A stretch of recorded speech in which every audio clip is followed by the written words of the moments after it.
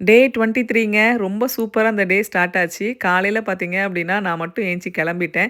இங்க இந்து டெம்பிள்ல வந்து வாலண்டியரிங்க்கு நேம் குடுத்துருந்தேன். அதனால கெளம்பியாச்சு. இங்க வேலைலாம் முடிச்சுட்டு அதுக்கப்புறமா தமிழ் ஸ்கூல் போனோம். ஸோ ஹேப்பியா இருந்துச்சு. நெறைய லேடீஸ் வந்திருந்தாங்க. நெறைய பேசிக்கிட்டு ஜாலியா சமைச்சோம்.